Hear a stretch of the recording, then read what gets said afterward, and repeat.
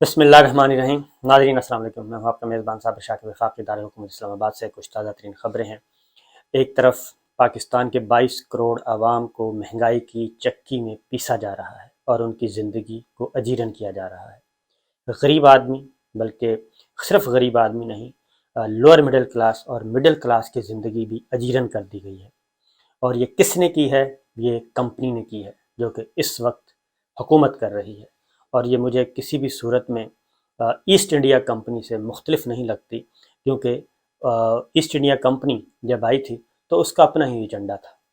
عوام، بر صغیر کے عوام کیا کرنا ہے، کیا نہیں کرنا، ان کے کیا مسائل ہیں، کیا دکھ ہیں، نہیں، ان کا تھا کہ ہر صورت میں ہم نے راج کرنا ہے، کنٹرول کرنا ہے،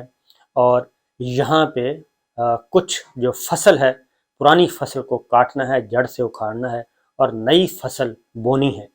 تو لگتا یہی ہے کہ پاکستان میں بھی کچھ ایسا ہی کرنے کی کوشش کی جا رہی ہے۔ منصوبہ بندی ہے، پلاننگ ہے، خواہش ہے، لیکن یہ کامیاب ہوگی نہیں ہوگی یہ انشاءاللہ وقت بتائے گا۔ لیکن مجھے اللہ تعالیٰ پہ پورا یقین ہے، اور ہمارے اداروں پہ، اور خاص طور پہ پاکستان کی عوام پہ بہت زیادہ یقین ہے کہ ایسا کچھ ہوگا نہیں، کیونکہ ایک طرف تو رات کے 12 بجے پیٹرول، ڈیزل اور لائٹ ڈیزل ایسا طوفان کھڑا کیا گیا کہ آپ تصور نہیں کر سکتے، 60 روپے فی لیٹر یکدم ڈیزل کی قیمتوں میں۔ اور جب ڈیزل کی قیمت بڑھتی ہے تو اس کے بعد کیا ہوتا ہے، ہر چیز کی قیمت کو آگ لگ جاتی ہے۔ اس کی وجہ ہے کہ سب سے زیادہ ڈیزل جو ہے وہ اشیاء خرد و نوش کو ایک شہر سے دوسرے شہر میں لانے کے لیے استعمال ہوتا ہے۔ بسوں میں ڈیزل ہوتا ہے، ٹرکوں میں ڈیزل استعمال ہوتا ہے۔ تو جب ڈیزل کی قیمت بڑھتی ہے تو یکدم مہنگائی ایک آسمان سے باتیں کرتی ہے۔ جب 60 روپے فی لیٹر بڑھے گا تو اسے آپ اندازہ کر سکتے ہیں۔ لیکن دوسری جانب کیا ہو رہا ہے، ہم سوچ رہے تھے کہ یہ مراسلہ، آخر مراسلے میں ایسی کیا چیز ہے جی کہ جس کی وجہ سے بار بار افواج پاکستان کے ترجمان DGISPR کو آنا پڑتا ہے اور اس کو آ کر ایک نئی بات کرنا پڑتی ہے۔ تو اب معاملہ یہ ہے کہ مراسلے پہ لگتا یہ ہے کہ مراسلہ ایک پاکستان کے سیاسی نظام میں اور پاکستان کے جو انتظامی ڈھانچہ اس وقت وہ گلے کی ہڈی بنتا جا رہا ہے، اور یہ کسی نہ کسی کو لے کر ہی دم لے گا۔ مراسلہ جو ہے اس کی وجہ ہے کہ DGISPR نے ایک گفتگو کی، اور شیخ رشید صاحب بھی اب میدان میں آ چکے ہیں۔ انہوں نے کہا کہ مجھے نہ گھسیٹا جائے اور مراسلے کے معاملے میں، اور میں نے جو بات کرنی تھی وہ کر دی، کیونکہ انہوں نے کچھ ایک کیا کہنا چاہیے، ابھی انٹرو ہی دیا تھا 2-4 لائنوں کا، تو اس پہ اتنا زیادہ 2 دن وضاحت کرنا پڑی۔ لیکن اب ایک پریس کانفرنس ہوئی اور اس میں اور بہت ساری چیزیں سامنے آ گئی ہیں۔ عمران خان صاحب جو ہیں، جن کی حکومت اس مراسلے کے نتیجے میں گرائی گئی، تو وہ اس چیز کو آگے لے کے جانا چاہتے ہیں اور اس میں کوئی پیچھے نہیں ہٹنا چاہتے۔ بات یہ ہے، کچھ چیزیں مزید سامنے آئی ہیں مراسلے کے سلسلے میں، وہ ذرا تھوڑا سا آپ کے ساتھ شیئر کرتا ہوں۔ ایک تو قومی سلامتی کمیٹی کا جو پہلا اجلاس تھا اس کے بارے میں اسد عمر صاحب اور شیریں مزاری صاحبہ نے گفتگو کی، اور اس کے بعد پھر اسد عمر صاحب ٹی وی پہ اپیئر ہوئے، اور ٹی وی پہ اپیئر ہو کے انہوں نے کچھ گفتگو کی ہے اور قومی سلامتی کمیٹی کے باتیں باہر لے کے آئے ہیں، بہت بچ بچا کے۔ نمبر 1، DGISPR نے یہ کہا کہ جی انٹیلیجنس اداروں نے اپنا انپٹ رائے نہیں دی تھی، بلکہ باقاعدہ طور پہ انہوں نے تحقیقات کر لی تھی، اور تحقیقات کر کے اس رپورٹ سے قومی سلامتی کمیٹی کو آگاہ کیا گیا۔ تو DGISPR کے اس بات کی نفی کر دی اسد عمر صاحب نے۔ انہوں نے کہا کہ ایسی کوئی بات قومی سلامتی کمیٹی کے اجلاس میں نہیں رکھی گئی، نہ ہی کوئی تحقیقاتی رپورٹ پیش کی گئی، اور نہ ہی کسی انٹیلیجنس ادارے کی اس طرح کی کوئی انویسٹیگیشن رپورٹ جو ہے وہ بتائی گئی کہ فلاں ادارے نے تحقیقات کی ہیں اور ثابت ہوا ہے کہ یہ سازش نہیں تھی۔ لہٰذا ایک بات تو یہ ہو گئی۔ دوسرا، انہوں نے ایک اور چیز کی بھی ایک اور انکشاف کیا ہے، اور وہ انکشاف یہ کیا ہے کہ قومی سلامتی کمیٹی کے اجلاس میں ملٹری لیڈرشپ بھی اس معاملے میں ڈیوائیڈ تھی، اور ایک باوردی شخص کا انہوں نے ذکر کیا ہے، اور یقیناً باوردی شخص جو ہے وہ انتہائی ذمہ دار ہوگا۔ اس کی وجہ یہ ہے کہ اس میں chairman joint chief of staff committee general Nadeem Raza تھے، اور پھر تینوں مسلح افواج کے سربراہان تھے، جنرل باجوہ تھے، پاک فضائیہ کے سربراہ تھے، پاک بحریہ کے سربراہ تھے، اس کے بعد لیفٹیننٹ جنرل DGISI تھے۔ تو یہ تو ملٹری لیڈرشپ کی طرف سے ایک بھاری بھرکم پینل موجود تھا قومی سلامتی کمیٹی میں۔ اس میں باوردی شخص نے کیا کہا؟ ایک باوردی شخص نے کہا کہ جناب اس جو مراسلہ ہے جب سامنے رکھا گیا، انہوں نے کہا کہ اس میں کچھ حقائق ہیں ان کو الگ کریں، اور کچھ رائے ہے اس کو الگ کریں۔ رائے کس کی تھی؟ رائے تھی ہمارے ہیڈ آف مشن اسد مجید صاحب، جو کہ سفیر تھے واشنگٹن میں، اور دوسری رائے کس کی تھی؟ وہ تھی ڈیفنس اٹاشی ہمارے بریگیڈیئر صاحب تھے، ان کی تھی۔ اور حقائق کیا تھے؟ حقائق وہ تھے جو ڈونلڈ نے باقاعدہ طور پہ سامنے رکھے، اور اس میں کچھ ایسی باتیں جو کہ باقاعدہ طور پہ ہو چکی تھی، کچھ ہو چکی تھی، کچھ ہونے والی تھی۔ روس کا دورہ ہو چکا تھا، اب روس کا دورہ جب ہو گیا تھا اور اس کے بعد اس میں سوالات کیے گئے، پہلی بات ہے کہ یہ سوالات کرنے ہی نہیں چاہیے کسی دوسرے ملک کے کسی بھی سفارتکار کو، کیونکہ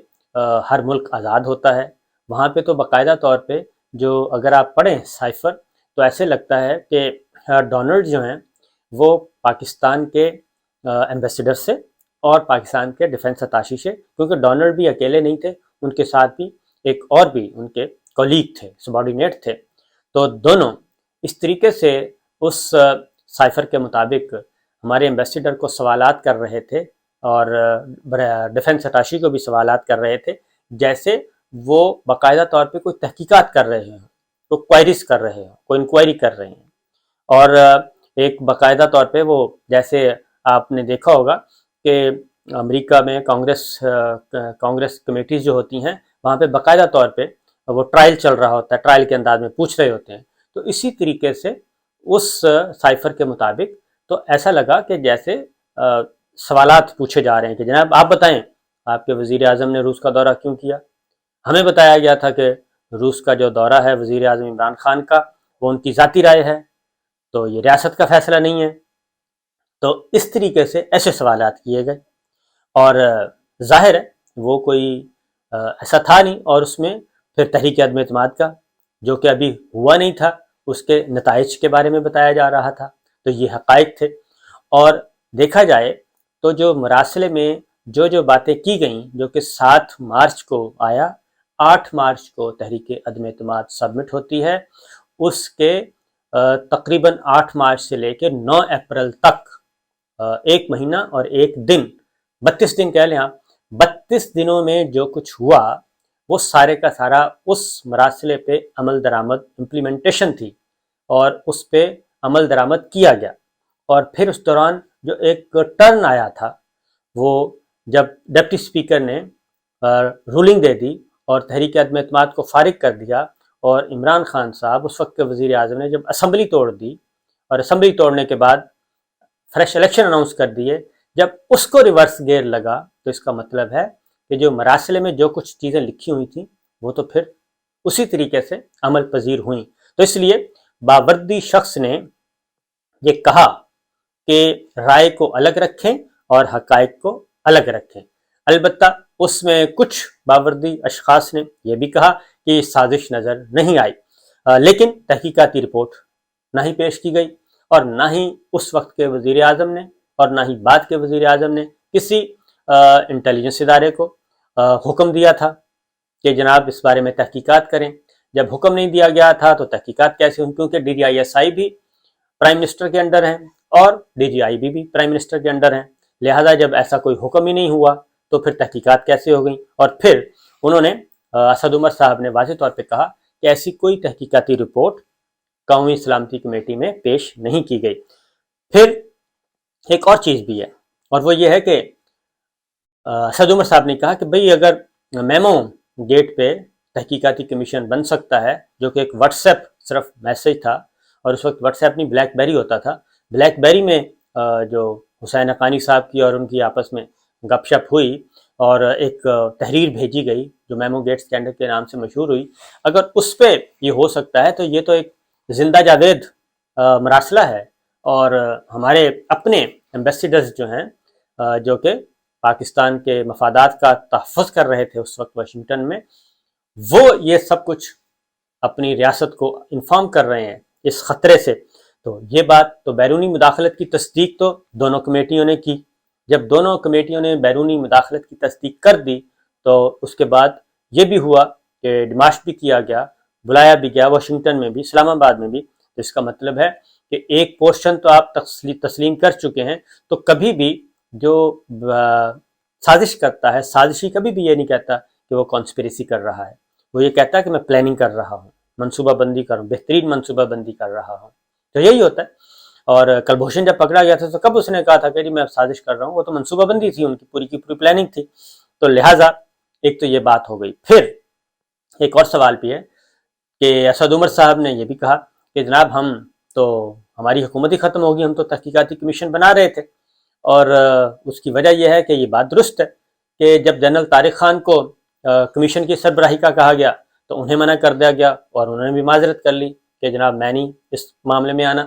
اس کے بعد ڈاکٹر شعیب صڈل سے رابطہ کیا گیا، ان کو اس کمیشن کے ہیڈ بنانے کی پیشکش کی گئی، انہیں بھی منع کر دیا گیا، انہوں نے بھی معذرت کر لی۔ تو یہ دونوں صاحبان جو ہیں وہ ہو گئے۔ اس کے بعد ایک اور چیز بھی ہے، اسد عمر صاحب نے کچھ سوالات اٹھائے ہیں، اور وہ ہیں کہ D G I S P R جو ہیں وہ بار بار اس معاملے میں وضاحتیں کیوں دے رہے ہیں، اور یہ سیاست کا نہیں، یہ تحقیقات کا مسئلہ ہے، اور یہ سیاسی مسئلہ اس کو بنانے کی کوشش کی جا رہی ہے، جبکہ خالصتاً اس پہ انویسٹیگیشن ہونی چاہیے، تحقیقات ہونی چاہیے۔ اور جب اسلامی جمہوریہ پاکستان کے سپریم کمانڈر یہ کہہ رہے ہیں، اور اس وقت کے چیف ایگزیکٹو یہ کہہ رہے ہیں، پرائم منسٹر آف پاکستان، کہ جناب اس پہ تحقیقات ہونی چاہیے، تو پھر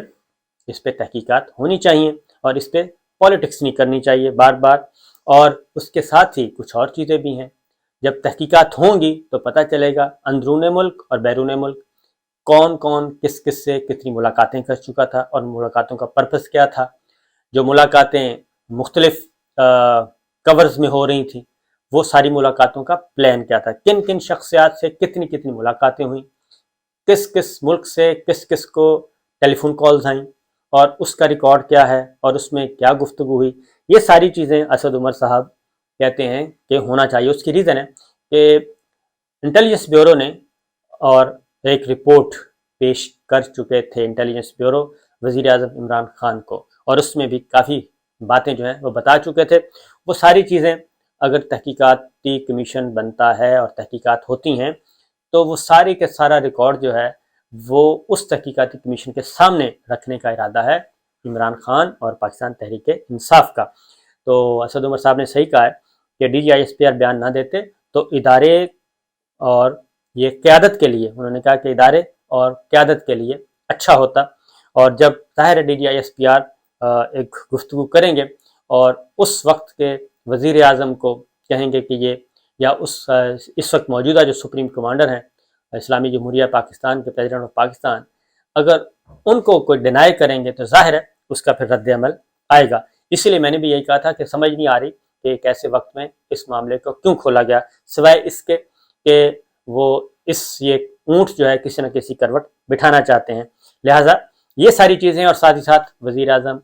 عمران خان جو کہ سابق ہیں، انہوں نے ایک بات کی ہے، اور وہ کل سوشل میڈیا کے ذریعے مخاطب تھے، اور انہوں نے بھی یہی کہا ہے کہ D G I S P R فیصلہ نہیں کریں گے، وہ مجاز اتھارٹی نہیں ہے کہ سازش ہوئی تھی یا مداخلت تھی، یا سازش نہیں تھی مداخلت تھی، یہ سارے تو تحقیقاتی کمیشن نے فیصلہ کرنا ہے۔ D G I S P R اس معاملے میں مجاز اتھارٹی نہیں ہے، اس لیے وہ اس سے دور رہیں۔ تو یہ سب کچھ ہو رہا ہے، اور میرا خیال ہے کہ یہ کافی آگے جا کے یہ مسئلہ آہستہ آہستہ کھلے گا۔ اجازت دیجیے، اللہ حافظ۔